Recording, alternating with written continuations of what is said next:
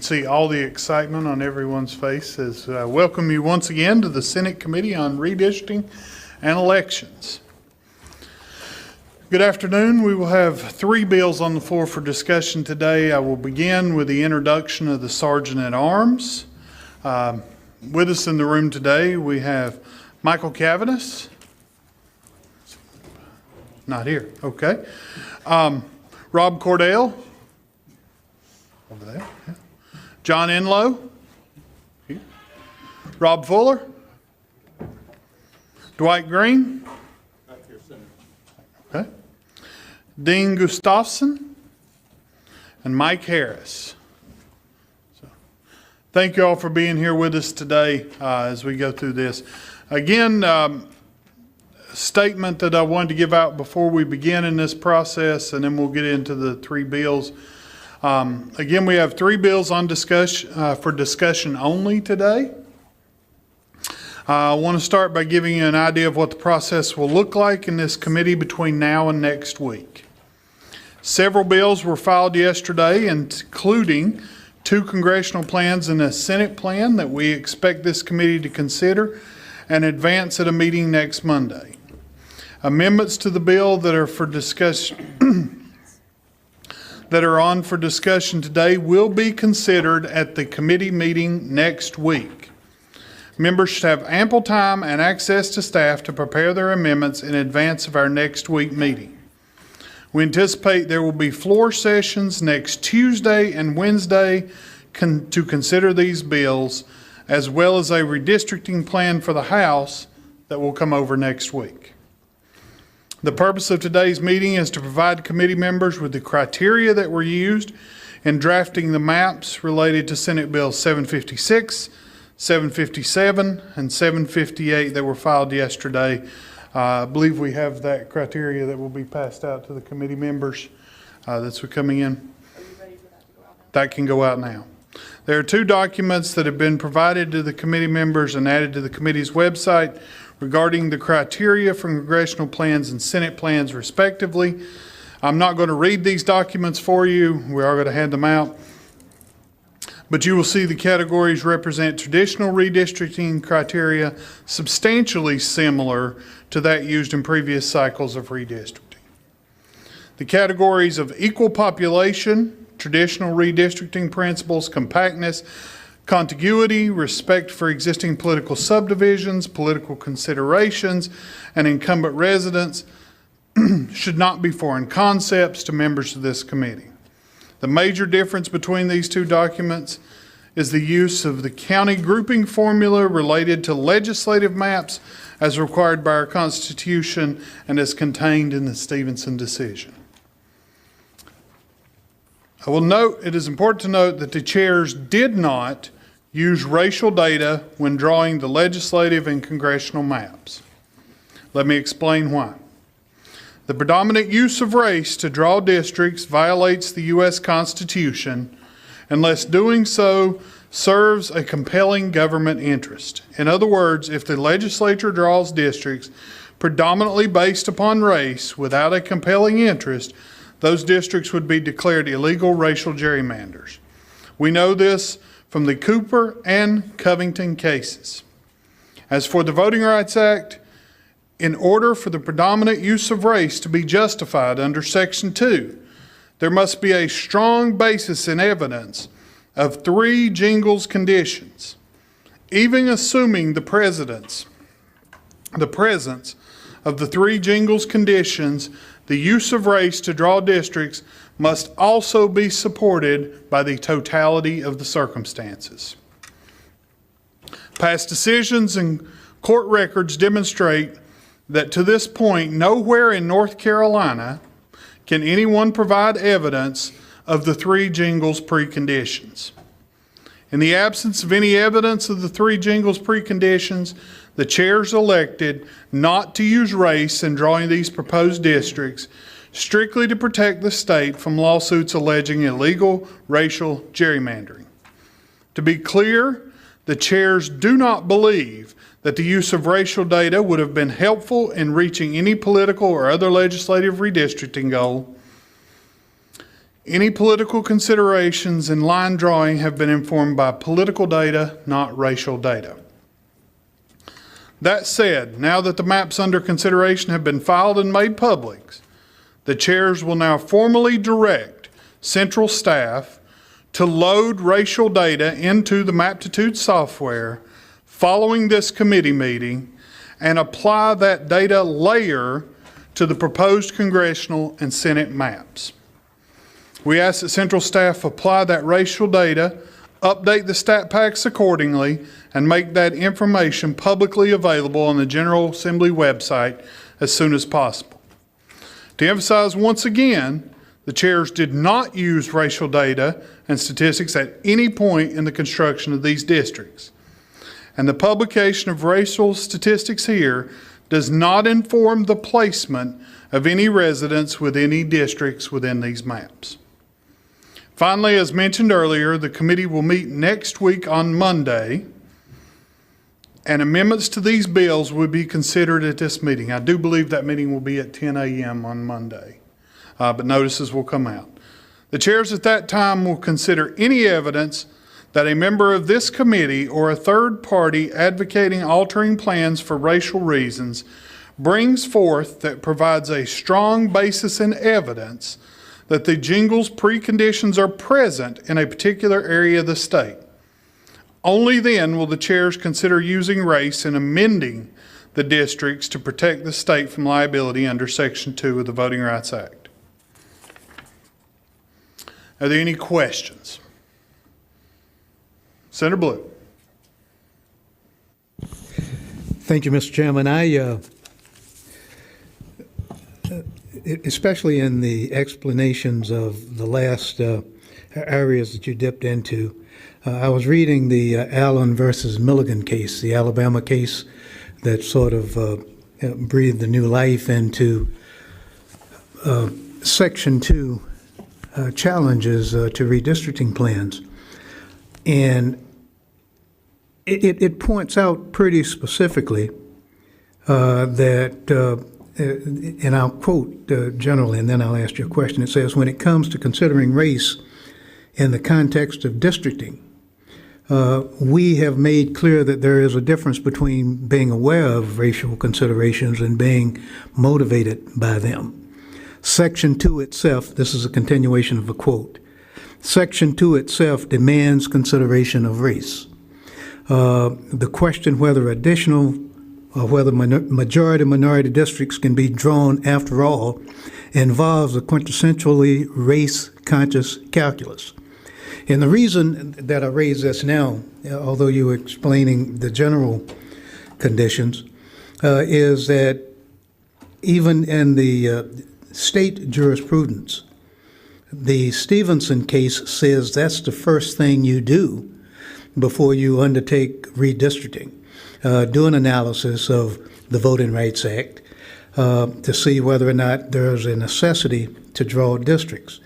And that sort of leads up to this quote in Allen versus Milligan, that Section 2 itself, which our state's jurisprudence requires, is that you do this Section 2 analysis, and Milligan says that Section 2 itself demands consideration of race. And I'm trying to figure out how you don't do what the controlling case law says you're going to do from the federal standpoint, as well as a controlling case law from the state perspective in the Stevenson case. Senator Blue, my response to that would be simply that we believe we can comply with both the Voting Rights Act and the Stevenson Act simultaneously. We believe that any concerns with the Voting Rights Act will be addressed with the racial data that we've now directed staff to do. And if adjustments are necessary at this point, we will consider them before the maps move forward. But we did not feel there was any need for the initial draw of the maps or districts to be done in consideration, only that the ultimate maps would make sure that that criteria was looked at. Yeah, and if I could follow up, the only reason I raise it is that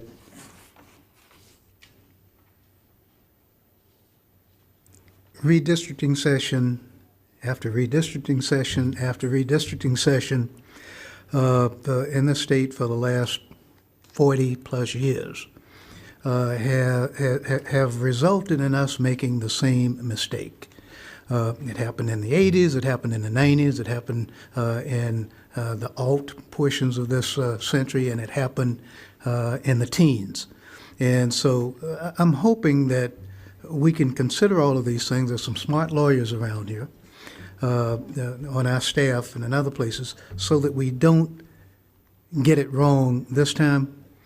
Because I think that there are ways that we could address this that resolves that issue. Because one of the significant things is that if somebody is suing you, it's not necessarily based on a record, because we know that the record in this case isn't going to be what your thoughts are, what your intentions are. It's going to be the result. And if we can forecast what that would be about, it seems that we could address it before it happens and not go down this road for the fifth decade. That's the reason I raised the issue. Appreciate it, but I'd also say that changing landscape and legal landscape may also be the reason for some of those changes over the decades, and others. We used to have to go through pre-clearance and do those type of things as well, and those are either part of the process or not part of the process now that's coming in. But I think we feel that we've established a process in developing these maps that will allow us to meet all the requirements, including the constitutional requirements that we believe do not allow us to use predominantly based on race-drawn districts. One last comment on that, because I think that we can take some direction from Chief Justice Roberts' statements and implications a couple of weeks ago that until Congress decides to change Section 2, Section 2 is the controlling law of the land. And they have pretty much articulated what they believe Section 2 means now. And I was just going back, pulling together the jurisprudence that's been developed over the last, not starting with North Carolina, but certainly accentuated in North Carolina in the Jingles decision in the early 1980s. And it's pretty clear now that they've cleared up some of the confusion. And I think that Justice Roberts' quote from those cases pretty much sets us on the path that we ought to be looking at. And that is, until Congress decides something different about what Section 2 means, different from what the court has interpreted to be, we're bound by what it says and how it's been interpreted. I appreciate your comments. Senator Marcus. Yes, I had a question about your initial statement there as well, sort of following up on what Leader Blue said. I took notes while you were speaking, and you said that no one in the state can provide evidence that the three Jingles preconditions are present or apply in this case. And it seems to me that the way you determine if they're there or not is you do a racial polarization study to examine the racial voting patterns in different parts of the state. So my question is, have you done that? In other words, have you looked to see if they're present or not? Or are you waiting for somebody else to bring it to you? I will say that this is not a new process we're beginning. This is a continuing process, and there are statements in court records that exist from as close as 2 years ago that indicate that the conditions of the Jingles factors were not met. Follow-up clarification. So I think what I heard you just say is you haven't done a racial polarization study in to help draw these maps. Studies regarding racial polarization were done as part of the lawsuit a year and a half ago, since the census data has been released. Okay, and then I guess just one follow-up. So we're to take you at your word. You said a couple times here that you've not used racial data to draw these maps, and that you're only now adding it to the state system for the public to see the racial implications of the map. And I'm curious if we're to just take you at your word for that, or if you will be making your redistricting records publicly available so we know what racial data was used or not used in drawing these maps. I will confirm that the chairs have not used racial data. You can confirm yourself with central staff. It is not part of the software system. The data has never been uploaded to, including the computer that was provided to the Democrats in 605. Racial data has not been added up to any of the systems that draw the maps and was not considered by myself, Senator Daniels, in the drawing of these maps. It's simply not there. It's not on the maps that the computers that have been made publicly available in this building, but we don't know what other computers might have been used or what other data is available. So that's why I'm asking if all if all of your records related to drawing these maps will be available to the public, or again, are we just supposed to? I will simply state again in front of this committee and others that no racial data was used in drawing this map. I've never figured out in all the mathematics how you prove a negative. If I could do it, I would, and there's a Nobel Prize in that. But I would say that racial data was not used in the drawing of these maps. I don't think it'd be worthy of a Nobel Prize, but I will say if you provide all the evidence and all the records related to drawing of maps and nowhere in all of that evidence is there racial data, then I think that's how you prove you didn't use it. But if you don't want to go that route, then I suppose we can't force you now. I'll stop there for now. I prefer to simply not use it. Any other questions or comments? All right, we will then move, I'm going to step over and begin the presentation at 7:56.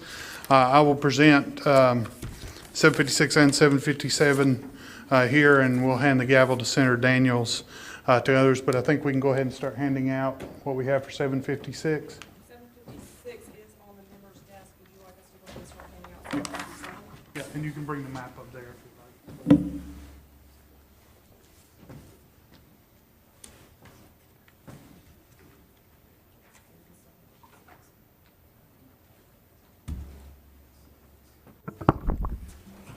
Senator Heiss. 756 CBP-5.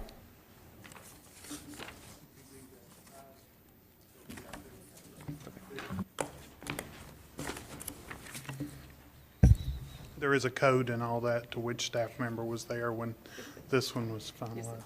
If they can, they have a copy of the bill on their desk. The short title of the bill at the very end should also say CBP-5. And Well, not quite yet, but you can read that bit, if you can read the text of that bill, binary is in your future as well. they'll just be in the queue.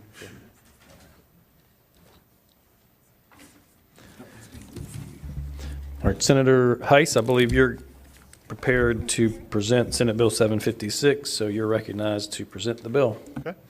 I will go through individually what these congressional districts are and what's there. I'll begin in numerical order. Congressional District 1, which is a light mustard colored in the northern eastern part of the state.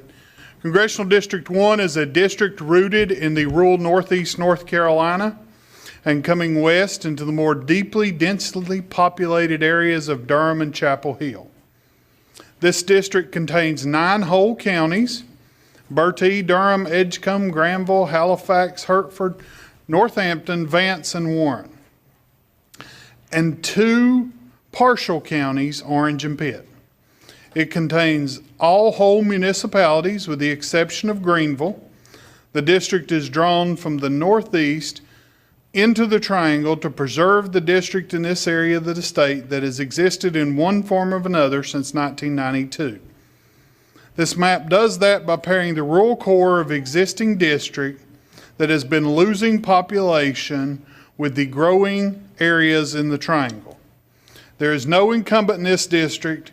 It splits only 1 VTD in Pitt County in order to equalize the population between districts. District number 2, which is a darker blue district. The 2nd Congressional District is located wholly within Wake County and contains more than 93% of Raleigh's population. It contains all of Mooresville and almost all of Apex, Cary, and Knightdale as well. The district splits only 1 VTD and there are 2 current incumbents in this district. Congressional District 3, which is the pinkish purplish in the eastern part of the state. Congressional District 3 is a district based in eastern North Carolina. For many years, this district has essentially provided a mirror image to the 1st Congressional District in this area of the state, and this configuration is no different. It contains 17 whole counties, 2 split counties, Pitt and Wayne. The district contains only 2 split municipalities, Goldsboro and Greenville, and only 2 split VTDs are required in order to equalize population. There are 2 incumbents in this district. Congressional District 4, which I'm trying to find this, is a more pinkish purple in the northern center of the state. The 4th Congressional District is rooted in the Greater Triangle area. It includes all of Alamance, Caswell, Person, Randolph, Rockingham, and Stokes counties, as well as the portions of Chatham, Orange, and Wake County. These counties have similar geography, industry, and proximity to the population base in the region near Durham and Raleigh. There is 1 split VTD in Chatham County and 1 in Wake County. Both were split to equalize population between the districts. The current incumbent is included in this district. Congressional District 5, which is the yellow in the northwest. Congressional District 5 is based in the northwestern corner of North Carolina and is made up of 9 whole counties. Those counties are Alexander, Allegheny, Ashe, Caldwell, Surrey, Watauga, Wilkes, and Yadkin. The district also contains portions of Forsyth and Guilford County. Almost 75% of Greensboro residents are kept together here in Congressional District 5. The district is also home to 1 incumbent. Congressional District 6, which is purplish, darker purplish, more in the center of the state. The 6th Congressional District is made up of Iredell and Rowan counties, as well as portions of Cabarrus and Guilford County. This is a compact district that maintains a district taking in suburban areas between Charlotte and the Triad that existed in various versions of congressional maps since the 1990s. This district splits 1 VTD each in Cabarrus and Guilford counties for the purposes of equalizing population. There is no incumbent in the district. Congressional District 7, which is the, I'll go with light blue, color in the southeastern part of the state. Congressional District 7 is made up of 5 whole counties in southeastern North Carolina, including Bladen, Brunswick, New Hanover, Onslow, and Pender counties. It contains a portion of Cumberland County. There are only 2 split municipalities in the district, Fayetteville and Hope Mills. It contains more than 97% of Hope Mills. The district contains 1 split VTD. The current incumbent lives in this district. The 8th Congressional District, which is a reddish color, more into the south, it is made up of 6 whole counties: Harnett, Lee, Montgomery, Moore, Sampson, and Stanley, and part of 3 other counties, Chatham, Cumberland, and Hoke. There is 1 split VTD in each of these partial counties to equalize population between the district. The incumbent lives in this district. Congressional District 9 is situated along the southern border of the state. It contains 6 whole counties: Anson, Columbus, Richmond, Robeson, Scotland, and Union. It also includes portions of Cabarrus, Hoke, and Mecklenburg counties. 1 VTD is split in each of these counties for the purpose of equalizing population. Congressional District 10, which is a pewter green, I guess we'll call that.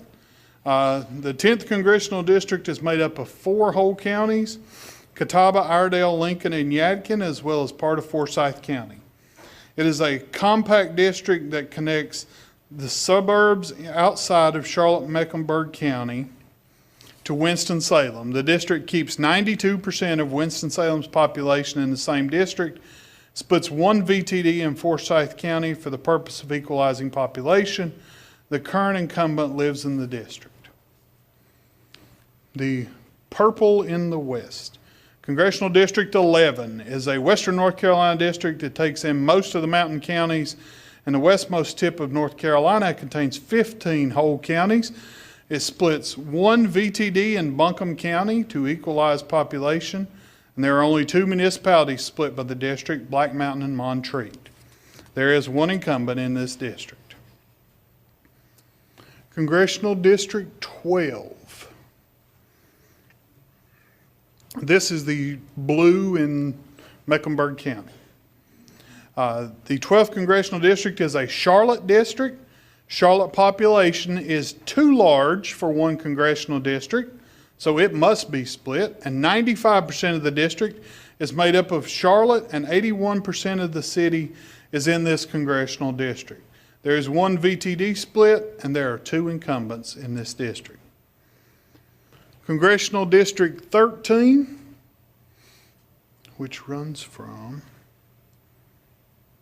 looking for the color. Where's 13? It's Wake. Yes. Which runs from Wake County to, I'll go ahead and get it. Congressional District running, it's green.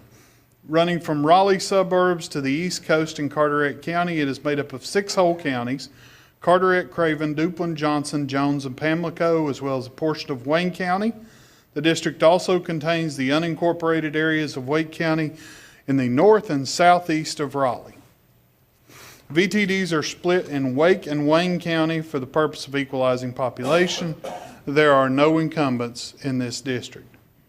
And the 14th Congressional District, which is a wonderful mustard, dark mustard color, that's what coming in. The 14th Congressional District is made up of 4 whole counties: Burke, Cleveland, Gaston, and Rutherford, and the portion of Mecklenburg County that contains the municipalities and towns to the west and north of Charlotte, as well as a portion of Buncombe County. VTDs are split in Buncombe and Mecklenburg County only to equalize population.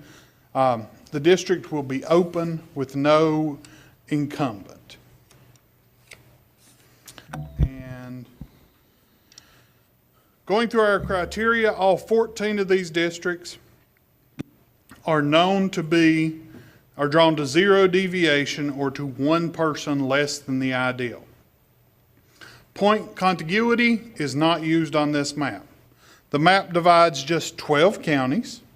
There is one in each district situated entirely within Mecklenburg and Wake County, which are the only 2 counties of sufficient size to contain an entire congressional district. Racial data was not used in the drafting of this plan. There were just 13 total VTD splits in this map. All the districts are compact. Member residence was considered in the drawing of the map. County lines, VTDs, and municipal boundaries were considered when possible to form districts that do not split these existing political subdivisions. Thank you, Senator Heiss. Any questions for Senator Heiss? Senator Blue. Thank you, Mr. Chairman. Senator Heiss, in looking at the criteria that the chair has adopted, there's only one city in the state that would have to be split for you not to split any municipality. Is that right? Senator Heiss. Was that a confusing question? Let me No, ask it. I believe Wake does not reach that criteria, so Charlotte would be the only that would not have to be. And Charlotte is the only one. That would have to be. And secondly, I really appreciate and admire your admiration for Raleigh. But I take it by this map, then the communities of interest in Carteret County are the same as the communities of interest up in Stokes County? Since pieces of Raleigh are represented in both of those districts that go from Carteret to Stokes?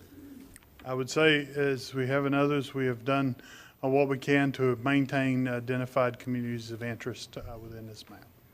Could you share with us, if you would, what are the communities of interest that overlap with respect to Raleigh and Carteret, and also Raleigh, Carteret, and Stokes, or Rockingham, or Caswell? I would simply say from geographic location, and other subdivisions that we have considered. I would also point out, as the criteria would clearly identify, that that was not our only consideration in drawing these maps. There are other subdivisions and interests that were also considered. Further question, Mr. Chairman.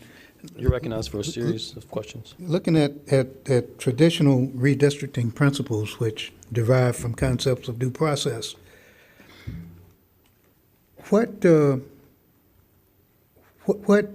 how do you satisfy the compactness requirement that typically appears and has appeared in redistricting criteria since the 1960s? I believe, and I don't have it in front of me, there are two measures of criteria of compactness that were provided to all committee members in the stat pack for each of the districts. And if I could follow up on that, the one is what, Rioch and Polsby, somebody? Poppy, yeah.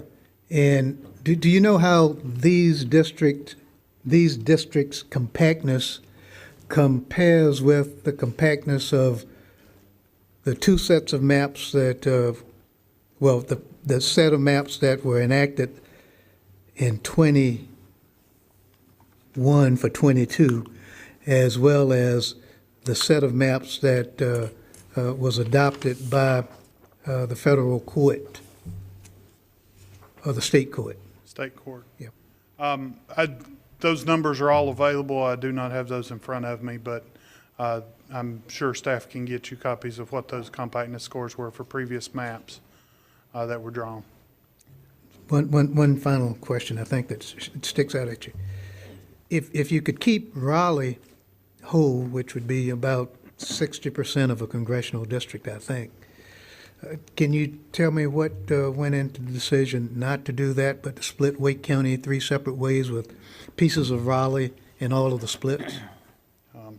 I would tell you from experience drawing the map, the concept of keeping Raleigh whole and interweaving with the satellite annexations and others of the other municipalities around it that's coming in would require extensive divisions of VTDs and potentially even census tracts in order to maintain those divisions. But we have kept it as what I believe is whole as practical. And last follow-up, if you found your statement not to be totally accurate, would that cause you to approach this a different way?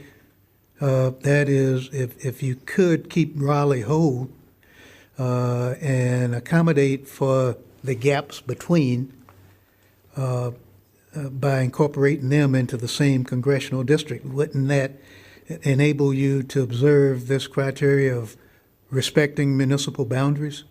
I think we have respected the municipal boundaries of Raleigh. If you would like to propose something that divides fewer of those other municipalities as well, that's coming in, I think we'll say this several times today, the drawing rooms are open and we would be open to consider those proposals.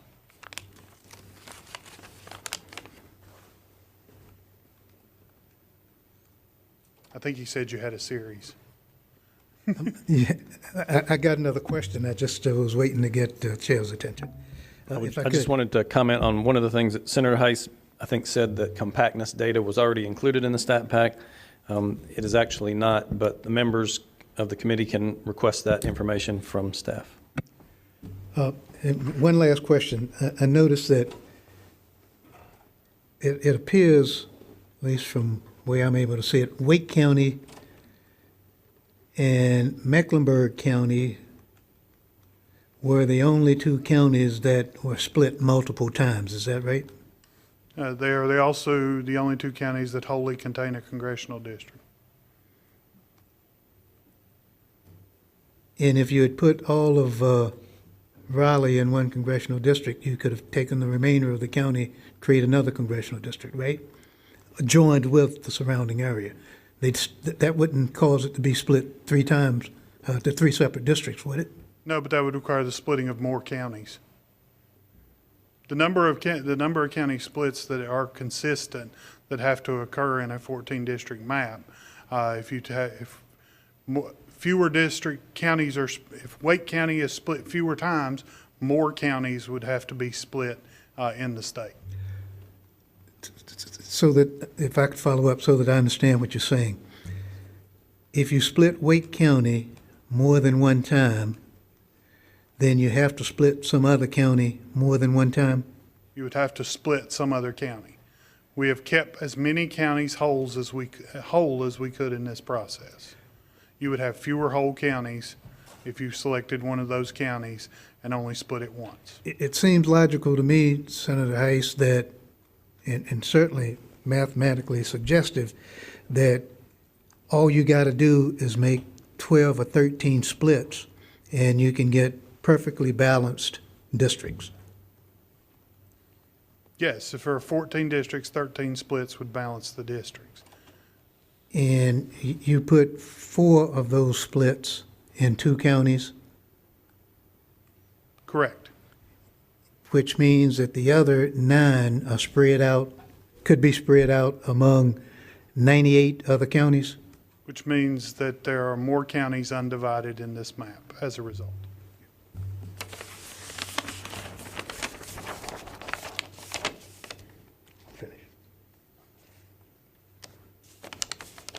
Any other questions for Senator Heiss on this map? Senator, Senator Blue, your mic's still on.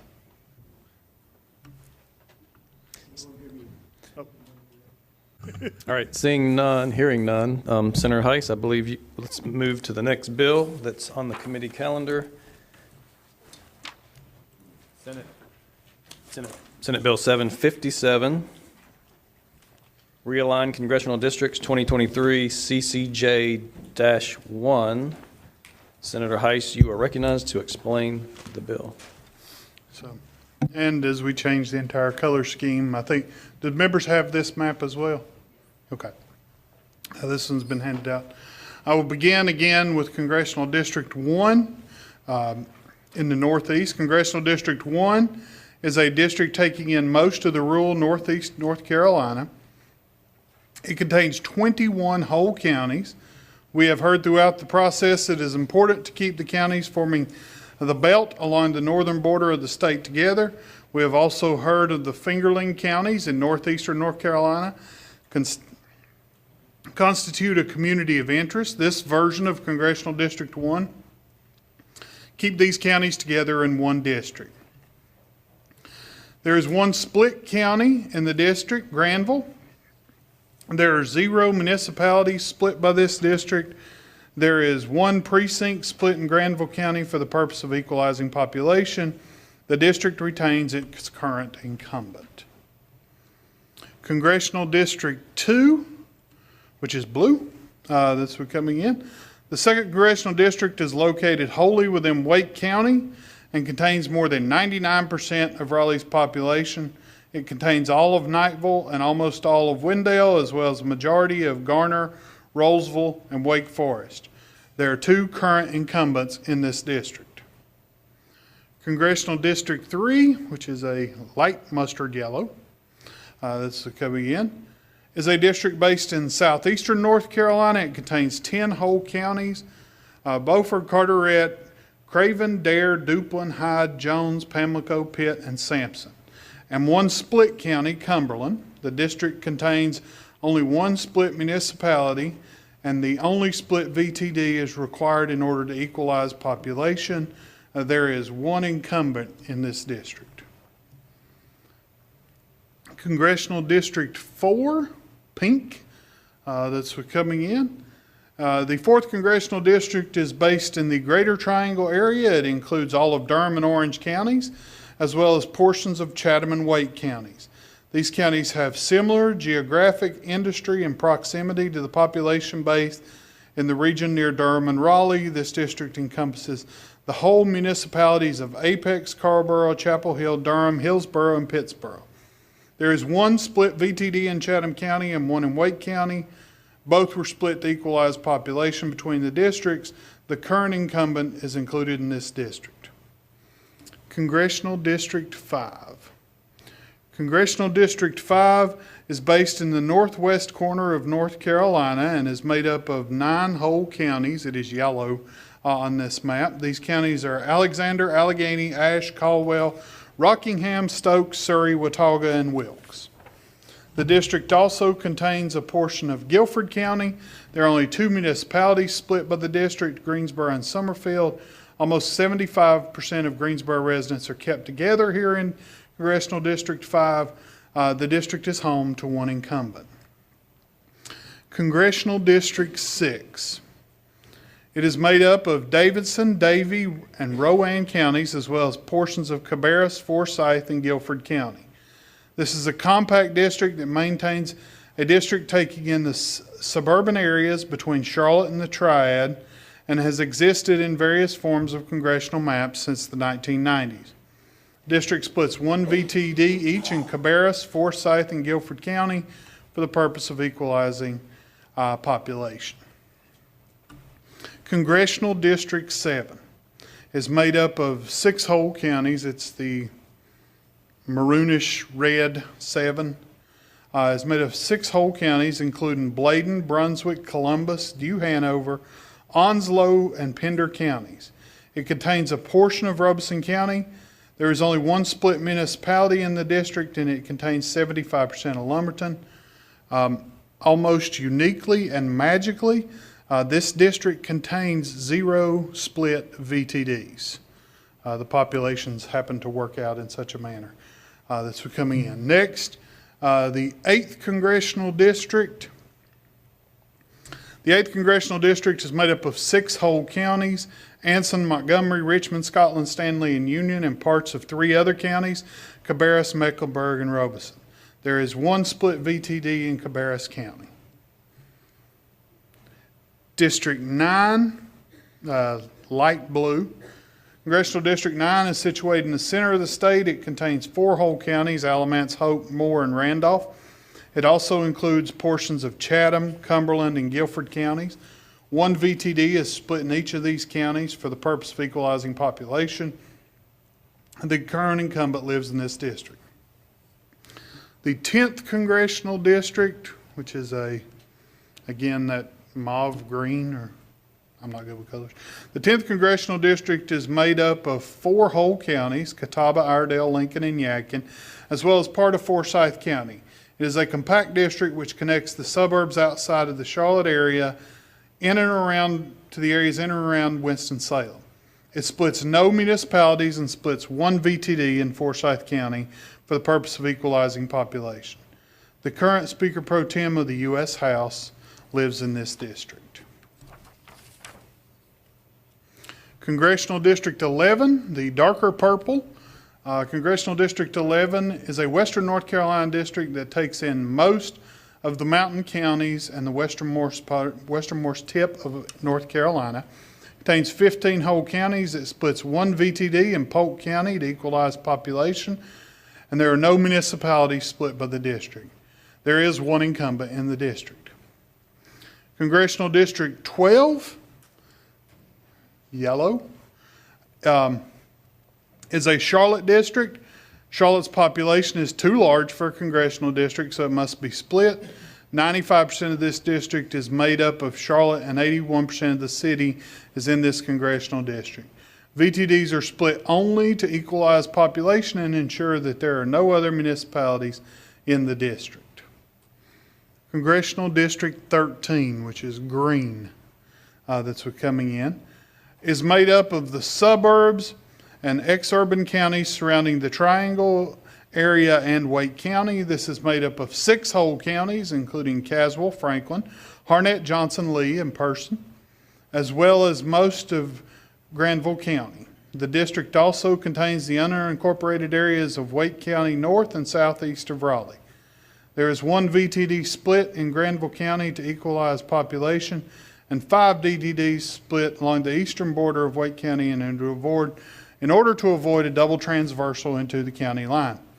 The district will be an open district with no incumbent. The 14th Congressional District, the dark mustard orange. The 14th Congressional District is made up of 4 whole counties, including Burke, Cleveland, Gaston, and Rutherford, and a portion of Mecklenburg County that contains the municipalities and towns to the west and north of Charlotte, as well as a portion of Polk County. VTDs are split only to equalize population. There are no incumbents in this district. Going through all the criteria, all 4 of these districts are drawn to 0 deviation or to 1 person less than the ideal. There is no point contiguity used in this map. The map divides only 10 counties. There are districts wholly within Mecklenburg and Wake County, which are only 2 counties of sufficient size to contain a congressional district. Racial data was not used in the drafting of this map. Therefore, there are just 18 total VTDs split in the map, and all the districts are compact. Member residence was considered. VTDs and municipal boundaries were considered when possible to form districts that do not split these existing political subdivisions. Thank you, Senator Heiss. Any questions about this bill, Senate Bill 757? Senator Marcus. Yes, thank you, Mr. Chair. I noticed, Senator Heiss, when you described this map as well as the other congressional map, at the end in the summary, you both said that they are compact. You used the word compact. And I noticed that is one of the criteria published today that the committee used. But there's not much meat on the bones of what you mean when you say compact. So I think we just established with Chair Daniels' comment that the compactness scores have not been provided. So I'm wondering, is that what you use? When you say they're compact, do you mean that they have good Polsby-Popper and REOC scores, or do you mean something else? The measures of compactness have always been those 2 scores that are here. There are standards that we've had for a while as to what means compact, the number above and below. I don't have that on top of my head, but we can get that to staff that come with those, and I believe it's something like a 0.2 or a 0.3. Below is compact, above is, but I'd have to review those to show that determination. Okay, follow-up? Do you have a series of questions? If I could. Yes, recognized for a series. Thank you. So you may have answered this when you were talking to Leader Blue. I'm not sure. Have you run that analysis to compare the compactness scores of these 2 that you're proposing here, and then to each other, to compare to each other, and then also to compare to the map that is currently enacted? Do you know how those compactness scores compare? The correct use of the compactness scores is not whether a 0.17 is somehow different than a 0.9. The use of the compactness scores is whether they meet a barrier of compactness or not. Have you compared whatever number you think makes sense? Have you done that comparison? We Like, have can you seen tell all- us between these 2 congressional maps, and then as those 2 compare to the map that we're currently operating on here in North Carolina, how those scores compare? We will get a list of all those scores, but as I've understood for years as we have done this, the use of those markers are not the delta between 2 different maps, but whether or not a particular district in its drawing meets compactness or not. Okay, then I guess we're back to my first question, which is you asserted at the end in summary that they are compact, and I'm asking you to explain a little more to put some meat on that. What do you mean then? If it's not compare one map to another for compactness and looking for the most compact map we can draw, then what does it mean to you to say they're compact? So, I wish I had the exact numbers to pull out to what the score of compactness is. It is my understanding, I have seen all the numbers, it is my understanding that all the districts drawn meet that score of compactness for the test. Meaning a certain number that you can't remember? When you say meet that score, you mean you think there's some number? That they are all below. Okay, but you don't know what that number is? Off the top of my head, I do not, but I will release that to the committee. Okay. I would just add that compactness is just one criteria among many that are in our stated criteria. Thank you. Any further questions for Senator Heiss? Senator Garrett. Thank you, Mr. Chairman. And before I ask my question, can I just make a request that staff give us the compactness report for these 2 maps? And if you have one for the current map, that would be helpful as well. Yeah, the staff says they can post that to the committee website. Perfect, thank you.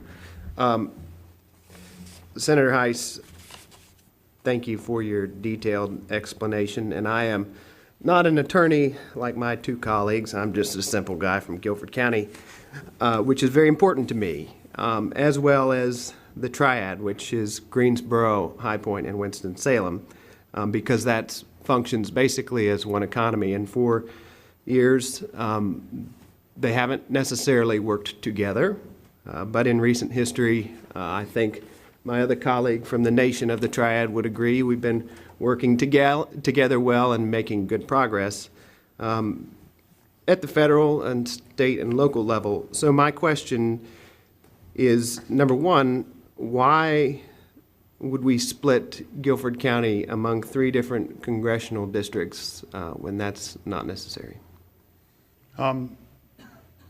Counties, as I said when Senator Blue was asking a very similar question, the larger counties being split multiple times means that we create maps where the total number of counties divided is lower. We got this map to, I think it was 10 counties that were divided. That requires multiple splits within a particular county.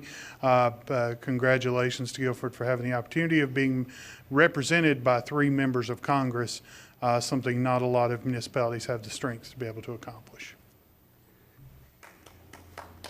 I'm going to leave that one alone.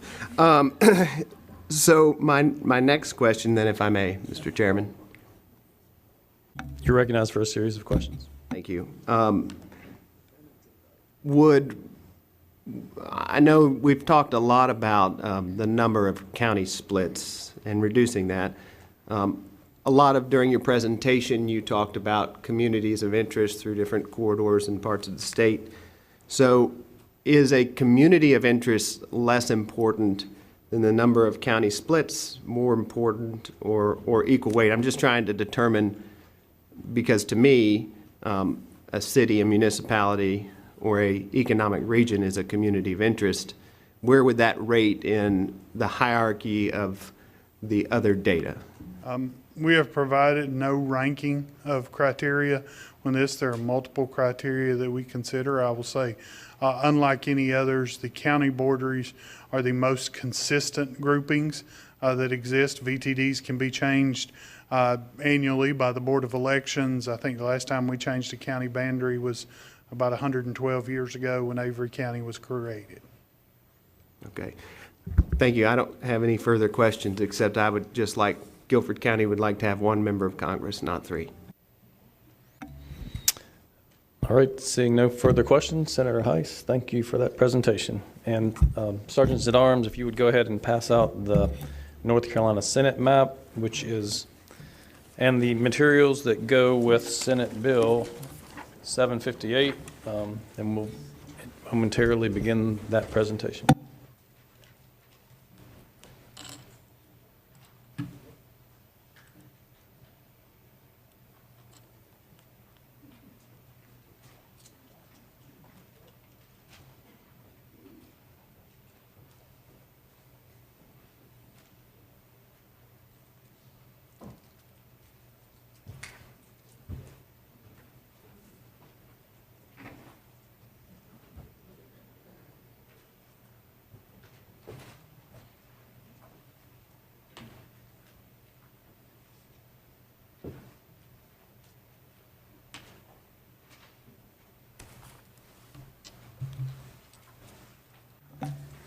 Okay. Senate Bill 758, realign NC Senate Districts 23, SCJ1 for discussion only.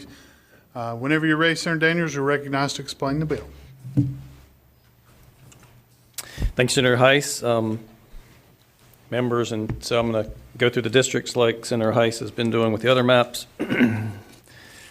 So this could take some time. I'm not going to try to describe the color schemes Senator Heiss did. You'll have to kind of figure that out. Senate District 1 is created by the county grouping choice in northeastern North Carolina. The chairs chose the configuration that makes Senate District 1 out of the following whole counties: Northampton, Bertie, Hertford, Gates, Perquimans, Pasquotank, Camden, Currituck, Terrell, and Dare. This configuration leaves 4 of the 5 finger counties in northeastern North Carolina in one district. Many of the residents of these counties work or travel frequently to the Virginia Tidewater area. 7 of the 10 counties and 81% of the population in Senate District 1 are in the Norfolk media market: Dare, Currituck, Camden, Pasquotank, Perquimans, Hertford, and Gates, with the other 3 divided between Greenville, Market, Terrell and Bertie, and Raleigh, Northampton, containing 19% of the district's population. All of the counties in North Carolina that are in the Norfolk media market are in Senate District 1, except for Chowan. The incumbent in Senate District 1 is Senator Hanig from Currituck.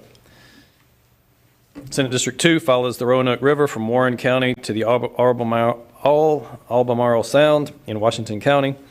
Chowan County, directly across the Albemarle Sound from Washington County, is also grouped into this district. Hyde County, also on the Sound, is in this district, as is Pamlico County, along with the Pamlico River and Pamlico Sound. Finally, Carteret County, spanning the inner and outer banks, is the southernmost county in the district. 5 of the 8 counties in the district are in the Greenville media market, with the other 3 being split between the Raleigh media market, that would be Warren and Halifax, and the Norfolk media market, Chowan. 2/3 of the population of this district live in the Greenville media market. The incumbent in Senate District 2 is Senator Sanderson from Pamlico. Senate District 3 is unchanged from the previous map, but renumbered. It is created by the base county grouping map, Lenoir, Craven, and Beaufort counties. The incumbent in Senate District 3 is Senator Perry from Lenoir. And if I could get the Sergeant at Arms to I don't have a paper copy of the map, if somebody could bring me one. Senate District 4 is unchanged from the previous map and is created by the base county grouping map, Wayne, Wilson, and Greene counties. This incumbent in Senate District 4 is Senator Buck Newton from Wilson County. Senate District 5, thanks,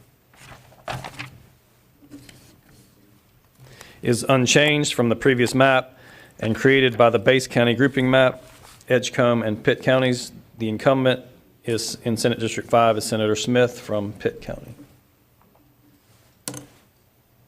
Senate District 6 is unchanged from the previous map, created by the base county grouping map, Onslow County. The incumbent in Senate District 6 is Senator Lazara from Onslow. Senate District 7 and 8 together comprise Columbus, Brunswick, and New Hanover counties. Senate District 7 is created by the county grouping choice in southeastern North Carolina. New Hanover is larger than the maximum Senate district, therefore the chairs chose to move 6 precincts out of Senate District 7 and into Senate District 8. Senate District 7 is thus New Hanover County minus these precincts, and the precincts that are subtracted are W03, W12, W15, W25, 27, and W29. The incumbent in Senate District 7 is Senator Lee from New Hanover. Senate District 8 includes Columbus and Brunswick counties, plus the precincts that I just mentioned from New Hanover. The incumbent in Senate District 8 is Senator Rabin from Brunswick County. Senate District 9 and Senate District 12 remain unchanged from the previous map. Bladen, Duplin, Pender, and Jones County are whole in Senate District 9. Sampson County is split between the 2 districts. 1 precinct, Plainview, was moved from Senate District 9 to 12, leaving the rest of Sampson County in Senate District 9. The incumbent in Senate District 9 is Senator Jackson from Sampson County. Senate District 10 is unchanged from the previous map and is created by the base county grouping map, Johnson County. The incumbent is Senator Sari from Johnson. Senate District 11 is unchanged from the previous map and is created by the base county grouping map, Vance, Franklin, and Nash counties. The incumbent in Senate District 11 is Senator Barnes from Nash County. Senate District 12 is made up of Lee and Harnett counties plus the Plainview precinct in Sampson, as described previously. The incumbent in Senate District 12 is Senator Bergen from Harnett County. Senate District 13, Wake and Granville counties form a 6-district, 2-county grouping in the base Senate map. The overall population within the county grouping is 1,190,402, meaning the ideal population for each of the 6 districts within the pod is 198,400. Only 52 people above the -5% deviation limit for Senate districts in the state. All 6 districts were very close to the -5 deviation limit, and some VTDs had to be split in order to comply with the 1 person, 1 vote. In this map, the chairs split 6 of Wake County's 212 precincts. Senate District 13 is southern Wake and includes unincorporated areas, Fuquay, Varina, and parts of Holly Springs. There is not an incumbent in Senate District 13. Senate District 14 includes Garner, Knightdale, Wendell, Zebulon, Southeast Raleigh, and much of downtown Raleigh. The incumbent in Senate District 14 is Senator Blue from Wake. Senate District 15 is located in the central part and north part of Raleigh. There are 2 incumbents residing in Senate District 15, Senator Chaudhry of Wake and Senator Grafstein of Wake. Senate District 16 is West Raleigh and Central Cary. The incumbent in Senate District 16 is Senator Adcock. Senate District 17 includes Western Cary, Morrisville, and Apex. The incumbent in this district is Senator Batch of Wake. Senate District 18 includes Granville County, unincorporated areas in northern Wake County, the northern Wake towns of Wake Forest and Rollsville, and parts of Zebulon.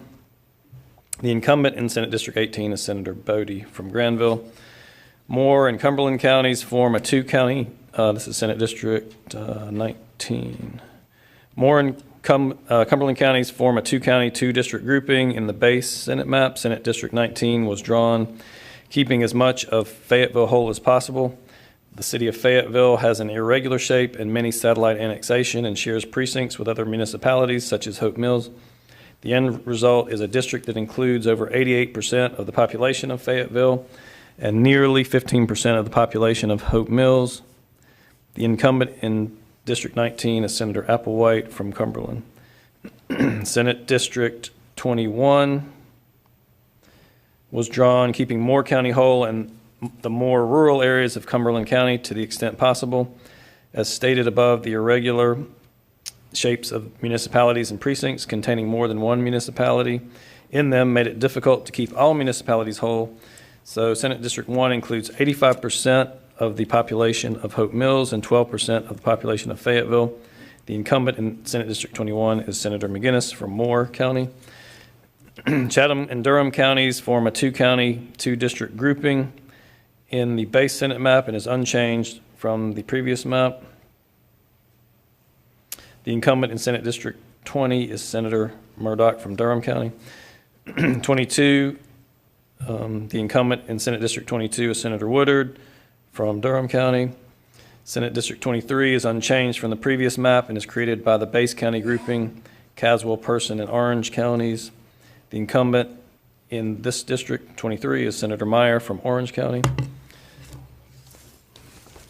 Senate District 24 is unchanged from the previous map and is created by the base county grouping map, Scotland, Hoke, and Robinson. The incumbent in Senate District 24 is Senator Britt from Robinson.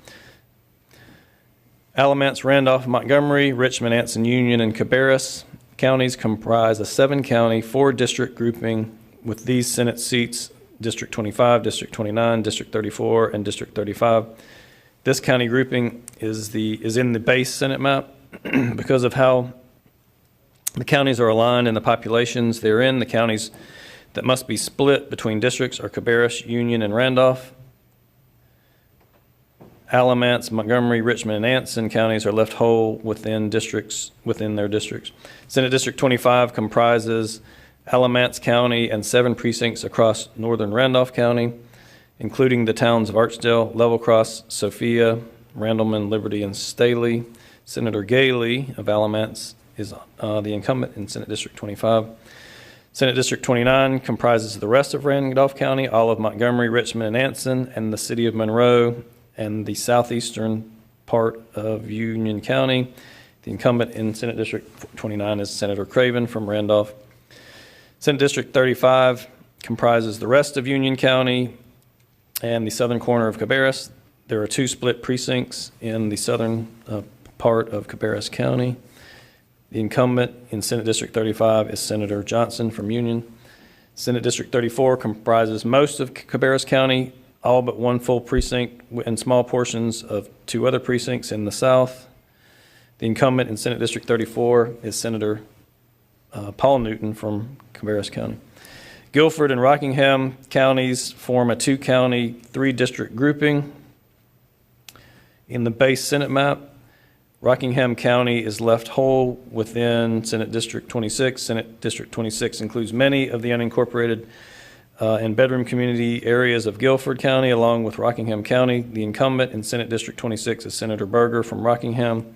Senate District 27 includes all of the High Point precincts, western Greensboro, and the town of Summerfield.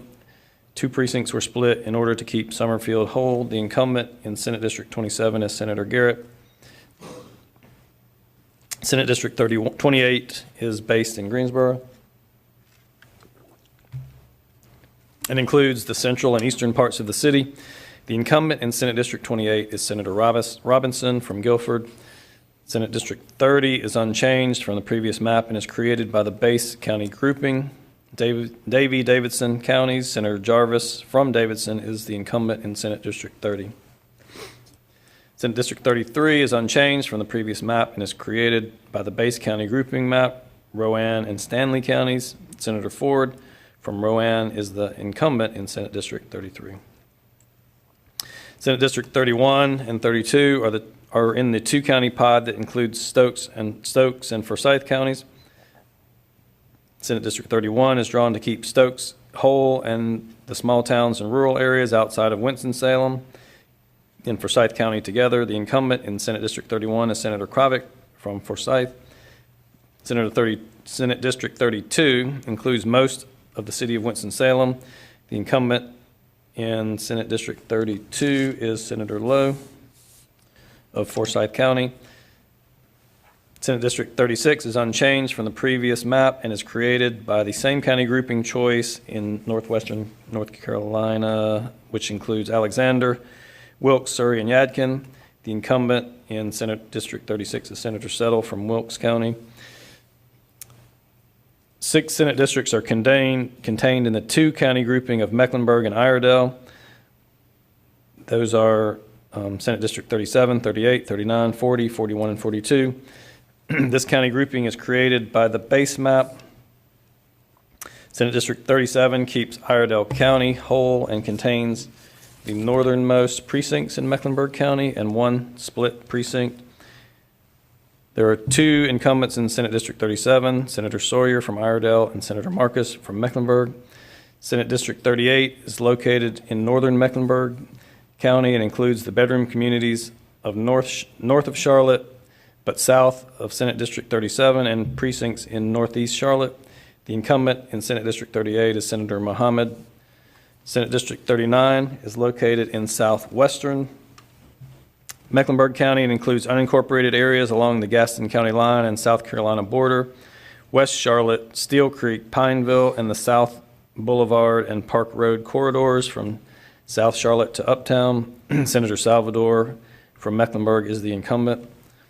Senate District 40 includes East Charlotte, the University area, and precincts along the Cabarrus County line.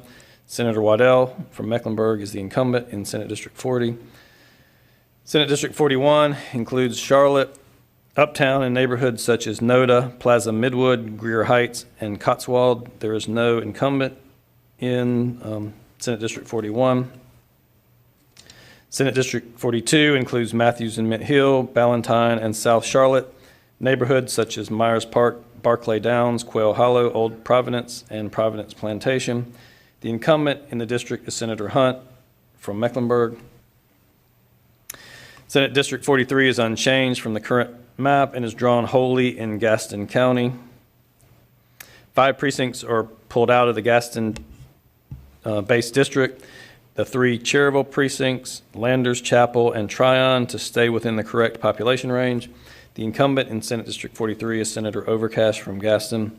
Senate District 44 is also unchanged and is comprised of the 5 precincts from Gaston listed above, plus the counties of Lincoln and Cleveland.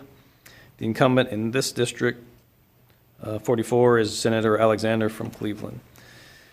Senate District 48 is unchanged from the current map and is comprised of the 3-county grouping containing Henderson, Polk, and Rutherford.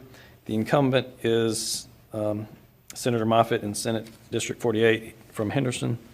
Senate District 46 includes Olive, Burke, and McDowell counties, plus most of the unincorporated precincts and small towns in Buncombe County. and I'm the incumbent in that district. Senate District 49 includes the rest of Buncombe County, including all of Asheville and Weaverville. The incumbent in Senate District 48 is Senator Mayfield from Buncombe. The base Senate map includes a Western North Carolina county grouping comprising 3 districts, 45, 47, and 50, and 17 counties: Allegheny, Ashe, Watauga, Caldwell, Catawba, Avery, Mitchell, Yancey, Madison, Haywood, Transylvania, Jackson, Swain, Graham, Macon, Clay, and Cherokee. Because of how the counties are aligned and the population therein, the counties that must be split between districts are Caldwell and Haywood. Senate District 45 includes all of Catawba and the southern parts of Caldwell County. Senator Proctor of Catawba is the incumbent in 45. Senate District 47 includes the rest of Caldwell County, all of Allegheny, Ashe, Watauga, Avery, Mitchell, Yancey, and Madison, and northeastern Haywood. The incumbent in Senate District 47 is Senator Heiss from Mitchell. Senate District 50 includes the rest of Haywood and all of Transylvania, Jackson, Swain, Graham, Macon, Clay, and Cherokee. Senator Corbin from Macon is the incumbent in Senate District 50. And that, I believe, is all of the districts. Senator Heiss, Mr. Chair. Marathon job. So, thank you. Questions or comments? Senator Marcus. I'll get us started, if that's okay. Similar question to what I asked when we were discussing the congressional maps. I think the public has a right to know. I would certainly like to know what considerations went into drawing these maps, and I'm wondering if you will make your records, all of them, related to redistricting available to the public. You have the criteria the maps are drawn on? Yeah, the criteria has been passed out to the committee. The maps were all drawn in one room on a government computer, which is here in the General Assembly. Follow up? My question was about things that were discussed, debated, maybe maps that were considered and then rejected, the ones that were done outside of this room. We know we've heard reports that there was map making happening earlier, before there were public maps drawn, and those are the kinds of records that I think the public would like to know. I know there's a new statute now that was passed that says you don't have to make any of that available to the public, but I'm asking whether you will. I'm not aware of any maps that were drawn outside of that room off campus. Okay, with respect, I don't think that answers the question, but I'll move on if I can. Is that okay, Mr. Chair? Senator Marcus, you're recognized for a serious question. Thank you. If you're not agreeing at this point, at least to make them public, whatever records you may have, I'm wondering if you're taking steps to at least preserve those records in case they are ordered by a court or some other process later for public disclosure. I would say we are taking the advice of our legal counsel with regard to, I guess, any pending litigation, and we'll certainly follow their guidance. Are you willing to share what that guidance is so the public knows whether those records are being preserved or not? We will. I guess we can certainly talk to our legal counsel and say what we're allowed to disclose. Okay. We had a little bit of public input 2 weeks ago, I think it was. We had a hearing in this room and then a couple in various places of the state. None in Mecklenburg, none in Guilford, none in some of the other bluer areas of our state. But there were some hearings, and I listened to those. I attended one, and I'm wondering how much of that public input was taken into account in drawing of these maps, and if there's any evidence that the public's comments were incorporated into either the Senate map or the congressional maps, if you'd like to address those. So, Senator Heiss, you want? yeah, I was supposed that it's not really about the maps we're discussing, but in the concept, you've listened to all that. Very little of the comment from those 3 hearings had anything to do with districts. that's coming in, but we have reviewed the comments kind of as they've come in. I think the committee as a whole gets the entire what's come in on the website as others. We were there at those committees and others, but I think anyone would be hard to press that there was specific information about specific districts that applied to the drawing of districts that came from that. Not zero, but very little of the commenters addressed any of those areas. I will take this moment to remind people that the public comment portal is still open. We are still receiving comments through that portal. The members of the committee and the chairs will continue to receive that as we go forward. I'm glad you said that about how the comments weren't very specific about the specific districts. I noticed that as well. And I think that's because, and a lot of people mentioned this in their comments, that the public did not have any proposed maps at the time that the public hearings were held. It's very hard to comment on maps that don't exist. And districts, it's hard to be specific when you don't know how your community is going to be sliced and diced and et cetera. So now that we do have some proposed maps, will there be one or more opportunities for the public to come and speak about these proposals? There is no scheduled times for hearing. In the 2-minute increments, the portal to receive comments from the public remains open. So only written comments will be taken from here on out from the public then? Is that what you're saying? The public portal only receives written comments. That is correct. Okay, I understand that the portal only receives written comments. I'm asking if you could confirm for me and for the public whether the public will be permitted to comment if this committee is meeting again. I believe you said on Monday. Will we take public comment then or at some other time before a vote is taken on these maps? There is no scheduled public comment at this time. Does that mean there won't be, or are you considering that, or you'll let us? None is scheduled at this time. We haven't even sent the notice out for the meeting, but that although we do think it'll be 10 o'clock on Monday, that's coming in, but at this point, there is none scheduled. Okay, I guess I'll just say on behalf of the public, I hope that you will allow people to come and speak now that we have maps, and comments can be a little more specific, I think is the word you used before, that they weren't very specific, and now they can be.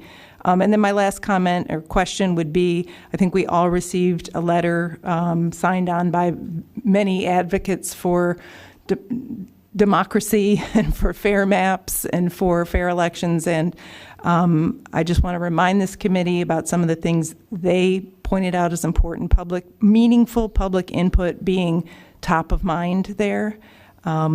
And now that there are maps that we can comment on, I hope that we'll hear from the public, not just in a few of us legislators that get to be in this one committee meeting.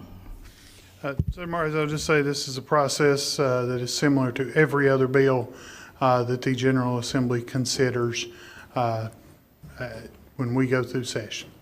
So, any other questions or comments? Senator Blue. Thank you, Mr. Chair.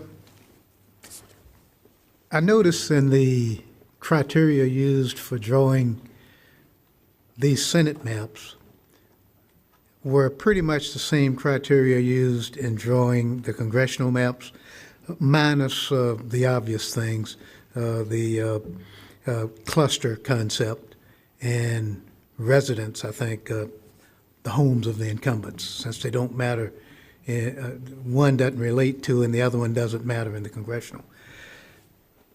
Is it or has it been your intention to use this criteria the same in each redistricting effort? That is, the effort for the Congress and the effort for the North Carolina Senate, since they're the very same provisions? So I will say we have used the criteria established. The balance is different. It kind of begins at the process that congressional districts have to be to an individual person. Legislative districts have a plus or 5% variance. The requirements to divide VTDs and others become very different in the legislative maps versus the congressional maps because you have variance. Sure. It's in that process. So, but it can still happen. Wake County got so close to the minus 5% that it you just didn't have any actual variance to work with within that potting. We followed the Stevenson criteria, others. I think once all those are done, it still remains a balancing of all the remaining criteria. Yeah, that gets to my answer, but, I mean, my question, but the question is, except in those obvious places, population, the lack of relevance of the Stevenson decision with the whole county question in congressional redistricting. There are three areas where it overlaps, but clearly they would be applied a different way. With respect to the other criteria that you adopted, or that you set forth, for example, the traditional redistricting principles, compactness, contiguity, respect for existing political subdivisions, racial data, and political considerations, was it your intention that they would be applied in the same manner to both of the redistricting efforts? I think that question is specific criteria by criteria. There are no point in contiguity. All the districts are contiguous. That's the same in both. That's an absolute. We did not use racial data. That's an absolute. How a particular municipality size compares to 200,000 is different than how it compares to 800,000. So the application of not dividing them is different. But whether that's a population discussion or whether that's a criteria discussion may be two different things. But after meeting those major criterias and the absolute criterias, we then considered the balance of the criteria remaining. So the concept of compactness with respect to the Senate districts would be the same as the concept of compactness with respect to the congressional districts. That is, something that met certain findings or certain results in the REOC and the Polsby popular measurements. Is that a fair statement? The standards are the same, the measures are the same as to whether or not something is compact. The legislative districts being smaller in population and having to meet the multi-county grouping criteria, particularly looking at, say, my district that's coming in, how it performs on those compactness measures, and I'm sure we can get those scores for each of those districts as well, may be determined by things other than the choice of the map drawer. Okay, then if I could then follow up with the the senatorial districts. Do you know how many municipalities were split in this map? I'm sure staff has it somewhere. The Senate map, yes.